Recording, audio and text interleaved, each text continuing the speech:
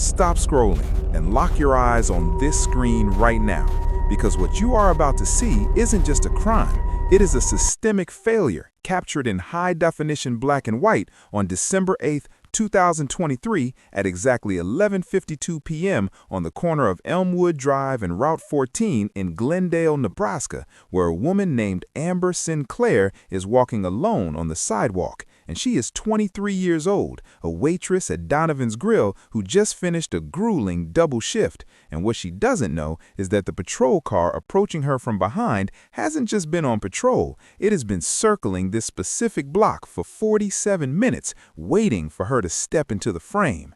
In the next 11 seconds, she will make a decision that seems completely rational to anyone watching, because she will accept a ride from a police officer.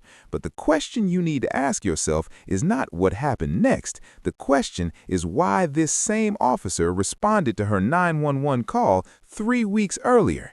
And this is the terrifying story of how the man paid to protect her had actually been hunting her since February.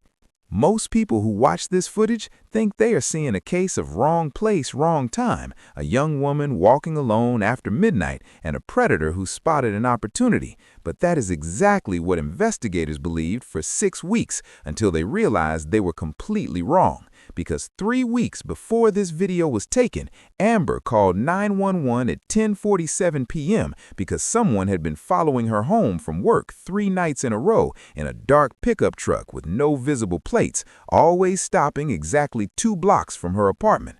And the responding officer who took her statement was Deputy Terrence Wilder, a 34-year-old pillar of the community with 8 years on the force and 0 complaints, the kind of guy who did school presentations about stranger danger, and he promised to increase patrols in her area. He gave her his personal card and told her to call him directly if anything happens, and she thanked him. She felt safe. She told her roommate she felt lucky to live in a town where the police cared so much.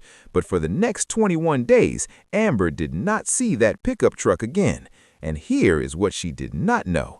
That pickup truck was registered to Terrence Wilder's cousin, and it had been reported stolen 2 months earlier, but it was never recovered because it was never actually stolen. It was parked in Terrence Wilder's garage the entire time, meaning he was not responding to a predator. He was the predator. And that 911 call was not the beginning of his interest in Amber. It was the final test to see if she would trust the uniform. Amber Sinclair had moved to Glendale in January 2023 for a fresh start because everyone told her small towns were safe, and she grew up on the south side of Chicago, so she knew what danger looked like. In Glendale, with a population of 38,000, where the crime rate was so low the local paper ran stories about stolen garden gnomes, seemed like paradise. And she got a job at Donovan's Grill on Main Street, making $11.50 an hour, plus tips, where the regulars loved her. And one of those regulars was a cop who came in every Thursday night around 9 p.m., always sat in booth 4, ordered black coffee and apple pie, and left $5 tips on $8 checks. And he never said anything inappropriate, he never made her uncomfortable, he just smiled, asked about her day, and asked if she felt safe walking home. And she told her roommate about him once, said he seemed like one of the good ones. But here is what Amber did not know. That cop had been coming to Donovan's since before she started working there, and he started coming every Thursday in February, exactly 3 weeks after she moved to Glendale, and 3 weeks after he first saw her at the grocery store. Before she knew his name, before she knew he existed, he had already memorized her schedule. Because Terrence Wilder was 4th generation Glendale. His father was a cop, his grandfather was a cop, and everyone knew the Wilder family. Everyone trusted them.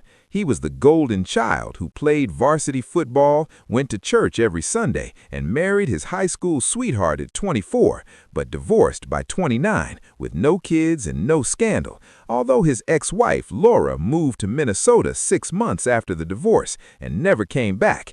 And when people asked about the marriage, she said the same cryptic thing, that some things you cannot unsee. But nobody asked what that meant until investigators found what was hidden in his home 11 months after Amber disappeared.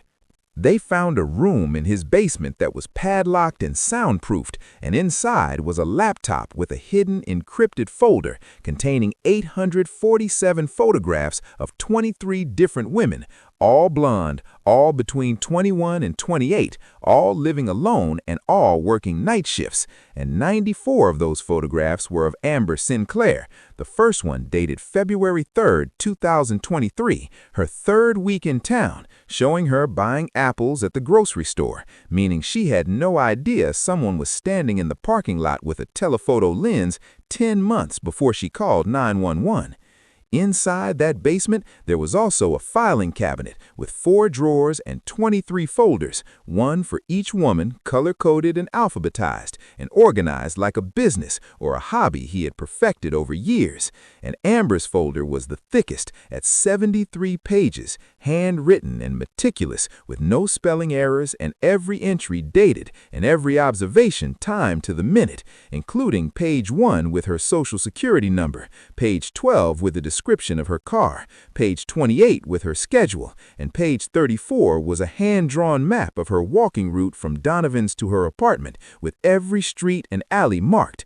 But page 41 was the most chilling because it was the same map with red circles around 3 locations, and the note next to each said the same thing: no cameras. And page 58 was a list of her habits, noting that she parks in space 14 and always checks her phone while walking and trusts uniforms. But page 73 was the last page, with one word: ready. December 1st, 2023, 7 days before the CCTV footage. Now let me take you back to that footage on December 8th at 11:52 p.m. and watch it frame by frame as Amber exits the frame walking east on Elmwood Drive, 4 blocks from her apartment, with her phone in her right hand and her pace steady because she has walked this route hundreds of times. And when headlights appear from behind her and a patrol car pulls alongside her at 4 miles per hour, the window rolls down and a hand waves, and she turns her head and stops walking, and her shoulders drop as the tension leaves her body because she recognizes the car and she recognizes the uniform, and she smiles and waves back and reaches for the passenger door. But here is what no one noticed until 14 weeks later, that for exactly 1.7 seconds, her right hand moves toward her back pocket, toward her phone, and her thumb hovers over the screen in a moment of pure instinctual fear before she pulls her hand away because she recognized a friendly face and a badge. And why would she call for help when help was already there?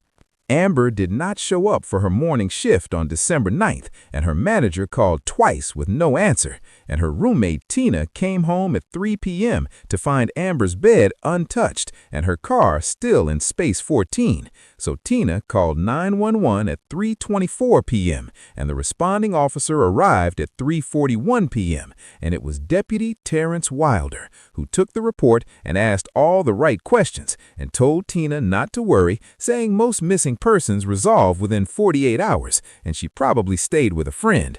And he smiled when he said it, reassuring and professional, before leaving at 4:12 p.m. to drive directly to an abandoned grain silo 23 miles out of town, where Amber was alive and restrained and listening to the police scanner in his car, hearing Tina's missing person report come through dispatch, and hearing Terrence respond that he would handle it, and hearing him tell dispatch it was probably nothing and low priority, which was the entire point of his plan.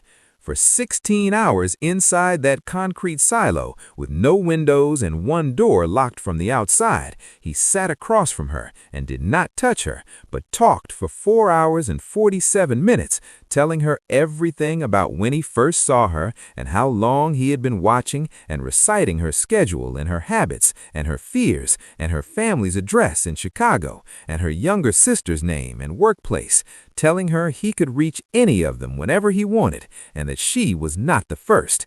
And then at 5:21 a.m. he left and locked the door and drove home to shower and put on a fresh uniform and go to work to take Tina's report.